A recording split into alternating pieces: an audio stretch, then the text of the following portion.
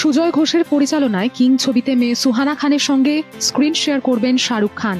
বাবা মেয়ের রসায়ন বড় পর্দায় দেখার অপেক্ষায় দিন গুনছেন দর্শকেরা। ছবিটি যৌথভাবে প্রযোজনা করবে শাহরুখ খানের রেড চিলিজ এন্টারটেনমেন্ট এবং সিদ্ধার্থ আনন্দের মারফিক্স এন্টারটেনমেন্ট। তবে এই মুহূর্তে বাবা এবং মেয়ে দুজনেই কাজের থেকে বেশ খানিকটা দূরে, বরং এখন তারা কাটাচ্ছেন পারিবারিক সময়। সারা মুম্বাই যখন মেতে রয়েছে অনন্ত আম্বানি এবং রাধিকা মার্চেন্টের বিয়ে উপলক্ষে, তখন সপরিবারে কিং উড়েছেন লন্ডনে।